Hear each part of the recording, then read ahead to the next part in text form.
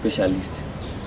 First of all, he's going to give us a brief introduction about what Pfidze specialist is all about. Right, I am Pfidze, the maths specialist private teacher, most prominent in the Midlands, in fact in Shurugu and Bero. Pfidze is just someone akatanga zvokudzidzisa maths my private lessons in 2006 muna May, apo ndichinge ndaratidza kuti ndaikwanisa kubatsira vana vazhinji vainge vachitambura nemaths. Saka ndiri kuShurugwi, ndiri kuteaching practice, ndakatanga kudzidzisa maths as a private teacher. Pasoro pemwe ndaona kuti mwana wose wandainge ndangobatsira waigona kuno excella kuchikoro kutosvika pakuti ikava prize giving aitotora prize, kana kuti ndaitodaidzwa kunzi Pfidze yaimuone mwana wamakadzidzisa achitora prize. Ndichibva ndatoona kuti aiwa izvi zvogona kutova kurarama kwangu. Saka ndakazoramba ndichikura mubasa iri zvokuti ndakazokwanisa kutoona kuti regai nditorenda mabuildings muno muGwero, nokuti ndaiti pandangogara ndikatanga kungozvizivisa kuti ndirani ndaiwana zita rakafamba kudhara zvokuti zvaikasira kuti vanhu vaiudzana, zvoita kuti nenguva diki diki mumaklasi andinenge ndakabhuka, marooms andinenge ndakabhuka iwayo aitozara vanhu, zvokuti waiyotoona kuti ibasa rinotobhadhara chaizvo. Ndikatoona kuti apa ndiri kubatsira nyika, ndiri kusimudzira vanhu vakawanda, because vanhu vakawanda vanouya ndichivasimudzira ndichivapasisa ipapo. Saka imi at the present moment mune maklasi mangani uye munoitira kupi? Right, presently ndiri kuita pano patraffic safety council, pane room yatiri kurenda ipapo tichidzidzisa tiri ipapo. Apo ndo patinoita makuseni na 8 kusvika tongoti kusvika kuma 11 tetiri patraffic safety council. Then manheru tetiri patine tots preschool na 5 kusvika na 7. Asi masikati pane na 2 pane branch richangotanga iko zvino rinoenda kumukobha tonodzidzisa kubva na 2 kusvika na 4 tiri kumukobha ikoko. Ndo maplaces atiri kuwanikwa tichiitira iko zvino. So to be specific, about how many students have you enrolled so far?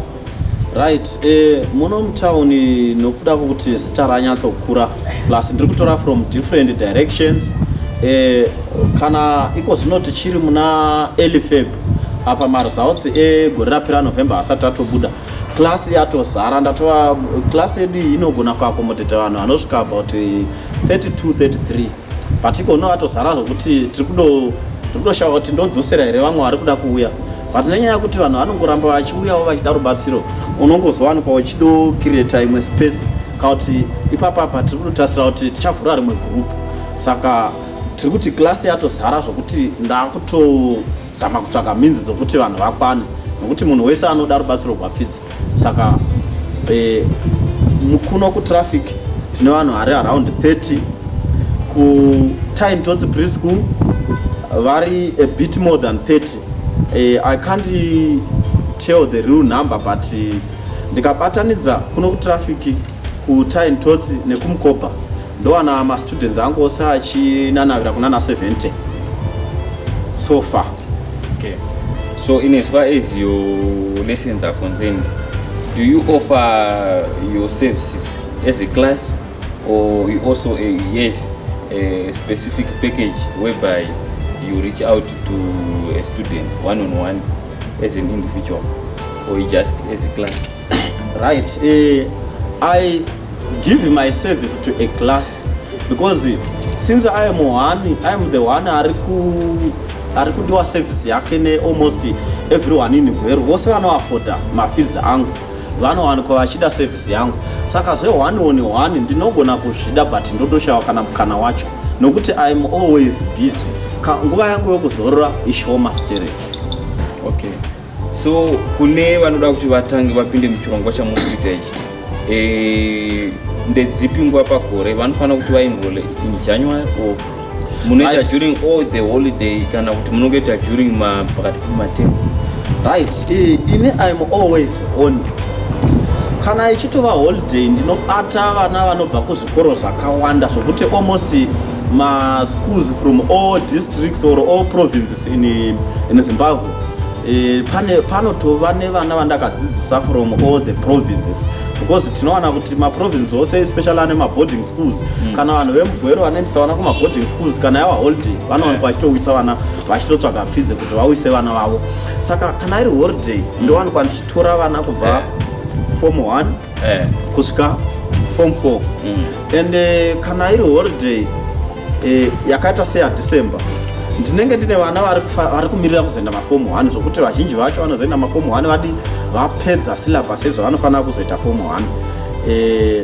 Saka ini ndinongori on dambudziko rimwe randiri kusangana naro nderekuti vanhu nokuda kwokuti vanoudzana kuti ukaenda kwaPfidze haufoiri, unozowana vamwe vachiuya the last 2 months kana kuti pasara nguva diki apa pasina zvaanoziva.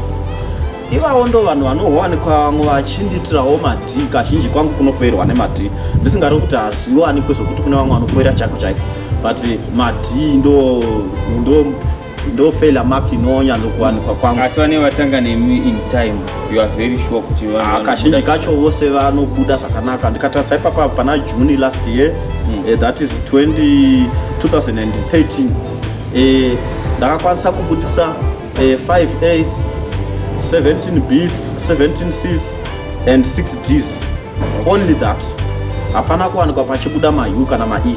Saka izvozvo chete November takatarisira maresults ari kutobuda.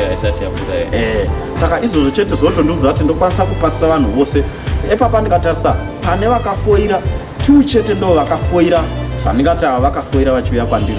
Vamwe 4 yava nyaya yekuti vakauya late vakajoina late, saka papasina zvandaigonawo kuzviita because zvangu hazvisi zvomushonga wokuti wangojoina kwaPfidze watoenda, but inyaya yekuti ndoshanda nesimba plus ma-restrictions andinoita ndinoomesa kana mitemo chayo zvokuti chero vabereki vandodzidzira navo vazhinji vanozviziva kuti mwana akanonoka ndinofona, mwana akarova ndinofona, mwana akarega kuita kana zvakati sana homework ndogona kudaidza emergency consultation. Okay, so kune vanoda kuenrolla vanokuona isei kune kune maofisera munoti munhu anouya anoda kuenrolla, right? Munhu anoda kuenrolla anogona kundowana patraffic safety council nguva dzemangwanani kusvika na11 patime towards preschool manheru kubva tongoti kubva kuma4 kusvika na7, kana kufona panhamba dzangu idzo dzinova dzaticha display panapo. Okay, saka kumashoko enyu kupedzisira mungango before we switch on to the lesson, what's the lesson for today? Right, before you touch on that, what are the special words mungango taura kune vamwe vanodambudziko remetsi vari kushaya kuti vangabatsirika sei uye vamwe vanoda kuenrolla shaya kuti vangadi?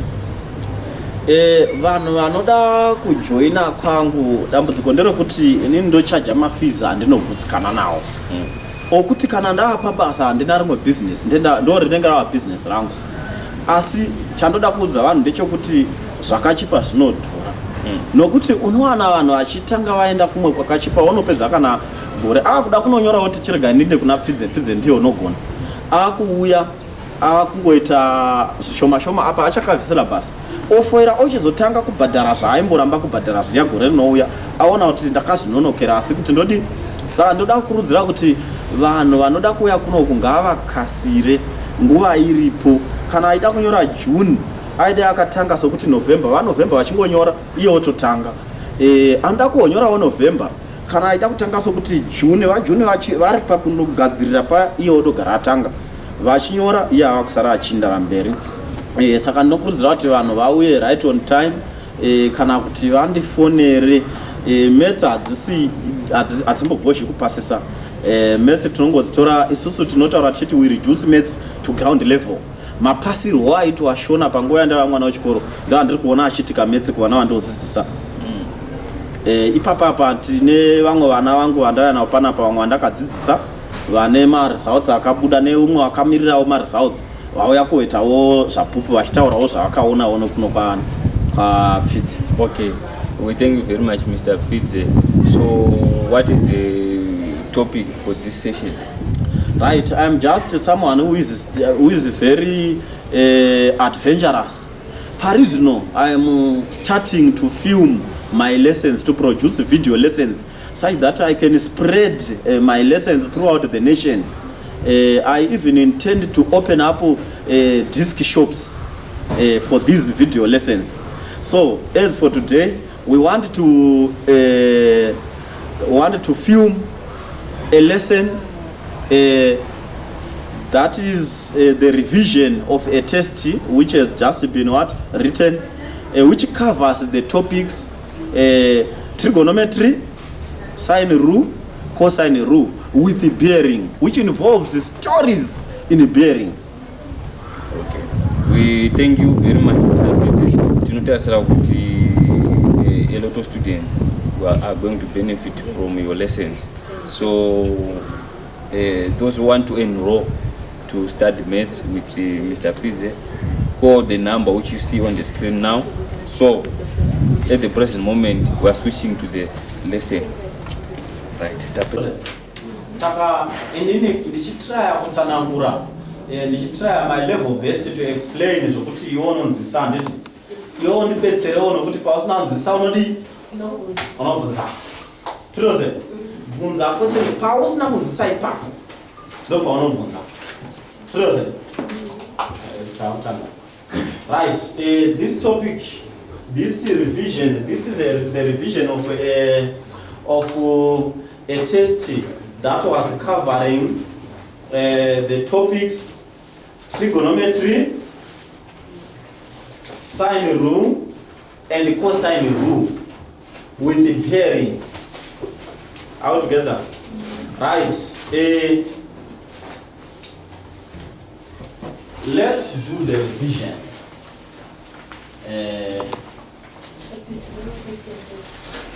Yeah?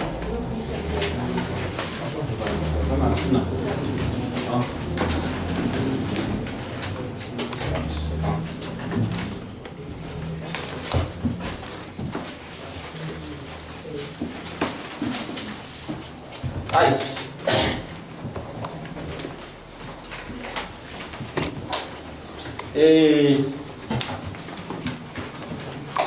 So let's take this as an opportunity to make sure that whenever you watch this revision, you'll be able to identify where you were mistaken.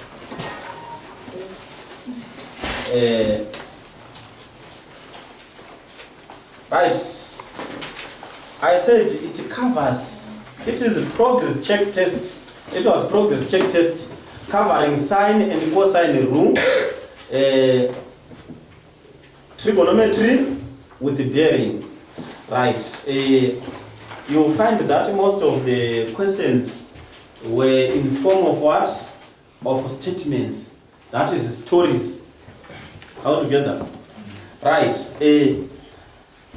Number 1A says, state the two conditions for which sine rule must be used. Right.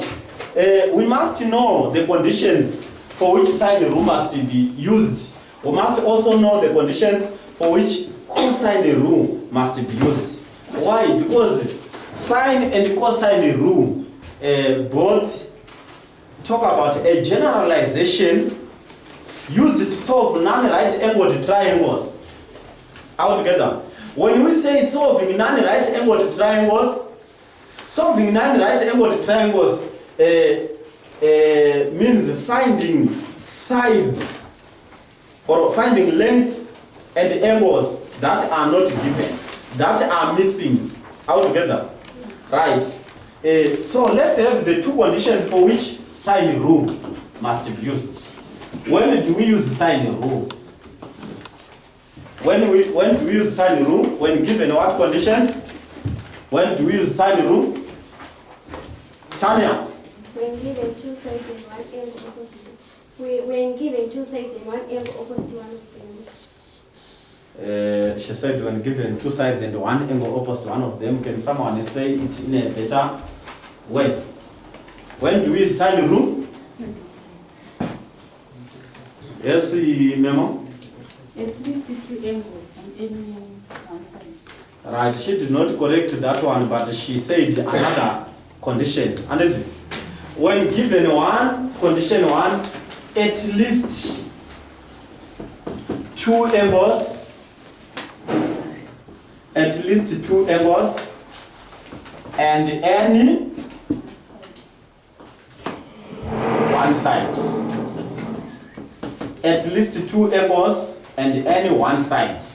Right, it means you must be given at least, when we say at least 2 angles, we mean 2 or more angles altogether. And any one side.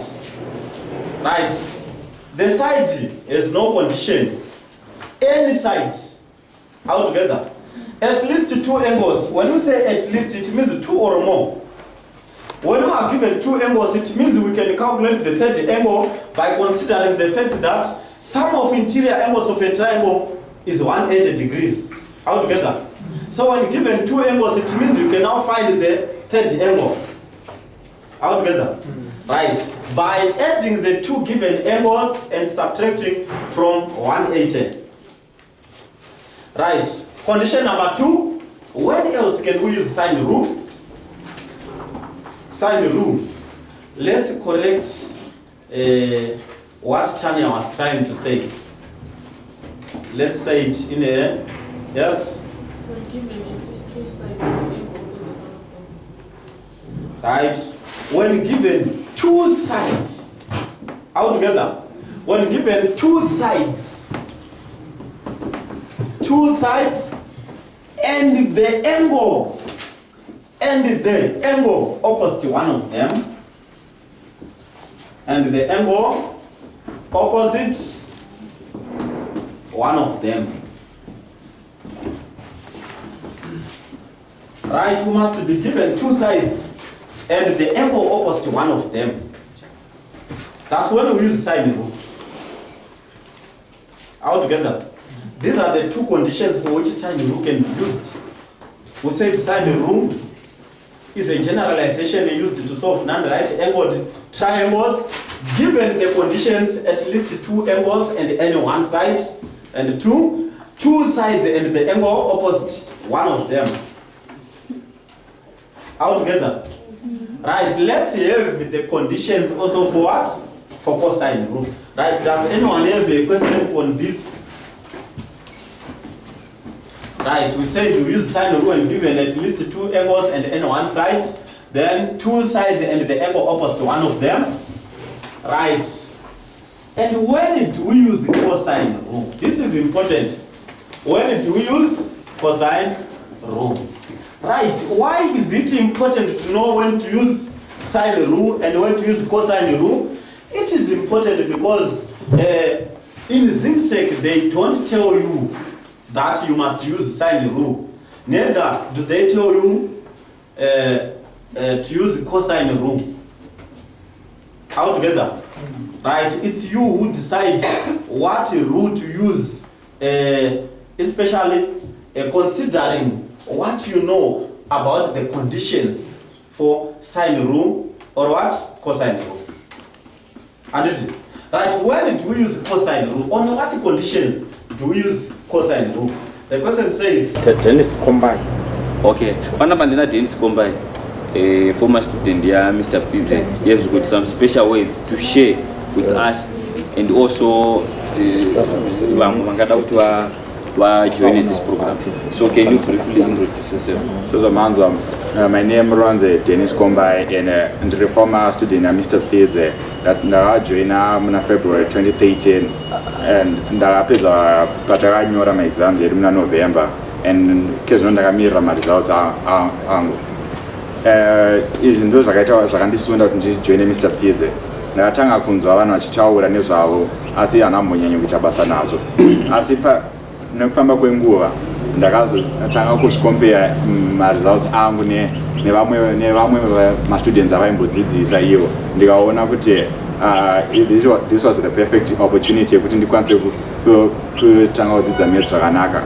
Inini muchindiona kudai so ndatanga ndichiomerwa nemaths sezvinongoitwa vanhu vakawanda, asi pada period yandadzidziswa naMr. Pfidze ndakaona kuti maths chinhu chakachipa zvikuru kana ukangokwanisa kuwana munhu anokwanisa kudzidzisa zvakanaka. Okay, saka takatarisa maresults andi wakanyora muna November. Unotarisira kuti ungabuda sei maresults atiri kutarisa takangobuda tatova muna February 2014? Ndozvino ndiri kutarisira chaiyo ndisingatye. Okay, saka just to wind up, what encouragement yaunogona kupa kune vamwe vari kutambudzika nemedicine kuti vabatsirike vagogona kupasa zvauri kutarisira iwo kuti you are going to come out with flying colors? Kune vamwe vari kutambudzika nemedicine, I strongly advise you to find a perfect teacher, just like Mr. Pfidze. Unofanirwa kuziva kuti maths chinhu chakachipa chaizvo chaizvo, and we are supposed to develop a positive attitude towards mathematics. Thank you very much, Dennis. You have a good time and I wish you the best. I hope you are going to come up with an A. Right, state the two conditions for which cosine rule must be used. State the two conditions for which cosine rule must be used. When do we use cosine rule? Which? When given 3 sides, or let me say all sides. Right, 1, when given all 3 sides. All 3 what? Sides. And we abbreviate this as side, side, side. When given all 3 sides, we can use cosine rule. What else? Condition number 2, for which cosine rule must be used. Tinash. When given 2 sides and the included angle. Right, when given 2 sides and the included angle. 2 sides and the included what? Angle. Right, we use cosine rule when given 2 sides and the included angle. That is side angle, side. We are talking of 2 sides, the angle is between. All together? 2 sides and the angle that the 2 sides make. All together? Right. That's when we use cosine rule. These are the 2 conditions. Right. Then, given that sine theta, given that sine theta is equal to 0,8. Given that sine theta is equal to 0,8, find as, given that sine theta is equal to 0,8, find as common fractions,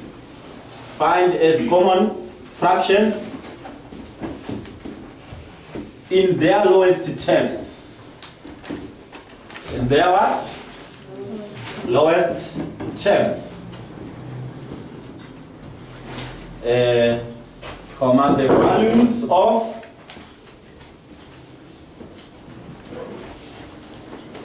the value of item 1 cos theta, item 2 tan theta. Right. Once we talk of sine theta as 0,8, what comes into our mind?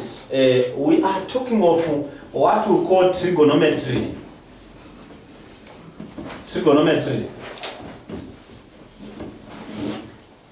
Right. Let's have the definition for trigonometry. We are talking of ratios of sides